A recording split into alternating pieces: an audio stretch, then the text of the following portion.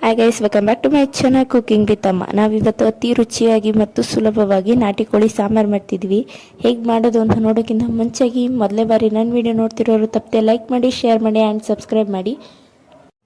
ಈ ನಾಟಿ ಕೋಳಿ ಸಾಂಬಾರು ಮಾಡೋಕ್ಕೆ ಮೊದಲಿಗೆ ನಾನು ಈರುಳ್ಳಿ ಬೆಳ್ಳುಳ್ಳಿ ಪೇಸ್ಟ್ ಮಾಡ್ಕೊತಾ ಇದ್ದೀನಿ. ಈ ರೀತಿ ಪೇಸ್ಟ್ ಮಾಡ್ಕೊಂಡಿದ ನಂತರ ಇದಕ್ಕೆ ತುರಿದಿಕೊಂಡಿರೋ ತೆಂಗಿನಕಾಯಿ, ಕೊತ್ತಂಬರಿ ಸೊಪ್ಪು, ಶುಂಠಿ, ಚಕ್ಕೆ, ಲವಂಗ, ಗಸಗಸೆ ಈ ಮೂರನ್ನು ಹಾಕ್ಕೊಂಡು ನೀಟಾಗಿ ಈ ರೀತಿ ರುಬ್ಕೊತಾ ಇದ್ದೀನಿ.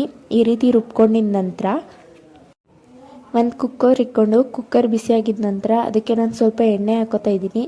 ಎಣ್ಣೆ ಹಾಕೊಂಡಿದ ನಂತರ ಅದಕ್ಕೆ ಮೊದಲಿಗೆ ರುಬ್ಬಿಕೊಂಡಿದ್ದು ಈರುಳ್ಳಿ ಬೆಳ್ಳುಳ್ಳಿ ಪೇಸ್ಟ್ ಹಾಕೋತಾ ಇದ್ದೀನಿ. ಈರುಳ್ಳಿ ಬೆಳ್ಳುಳ್ಳಿ ಪೇಸ್ಟ್ ಜೊತೆಗೆ ಒಂದು ಚಿಟಿಕೆಯಷ್ಟು ಅರಿಶಿನ ಹಾಕ್ಕೊಂಡು ಇಷ್ಟನ್ನು ನೀಟಾಗಿ ಎಣ್ಣೆಲಿ ಫ್ರೈ ಮಾಡ್ಕೊತಾ ಇದ್ದೀನಿ. ಒಂದು ಸ್ವಲ್ಪ ಅದ್ರದ್ದು ಹಸಿ ವಾಸನೆ ಹೋಗಿದ ನಂತರ ಅದಕ್ಕೆ ಈರುಳ್ಳಿ ಬೆಳ್ಳುಳ್ಳಿ ಪೇಸ್ಟ್ ನೀಟಾಗಿ ಫ್ರೈ ಮಾಡ್ಕೊಂಡಿದ ನಂತರ ಇದಕ್ಕೆ ನಾನು ಚಿಕನ್ ಹಾಕೋತಾ ಇದ್ದೀನಿ. ಚಿಕನ್ನು ನಾನು ನೀರಿನ ಅಂಶ ಎಲ್ಲ ಬಿಡೋ ತನಕ ನೀಟಾಗಿ ಫ್ರೈ ಮಾಡ್ಕೊತಾ ಇದ್ದೀನಿ. ಈ ರೀತಿ ಒಂದು 10 ನಿಮಿಷ ಫ್ರೈ ಮಾಡ್ಕೊಂಡಿದ ನಂತರ ಇದಕ್ಕೆ ನಾನು ರುಚಿಗೆ ತಕ್ಕಷ್ಟು ಉಪ್ಪು ಸೇರಿಸ್ಕೊತಾ ಇದ್ದೀನಿ. ಇಲ್ಲಿ ಈ ರೀತಿ ಇದನ್ನು ಡೀಪ್ ಫ್ರೈ ಮಾಡ್ಕೊಂಡಿದ ನಂತರ ಇದಕ್ಕೆ ನಾನು ಮನೇಲಿ ಮಾಡಿರೋ ಮಸಾಲ ಹಾಕೋತಾ ಇದ್ದೀನಿ.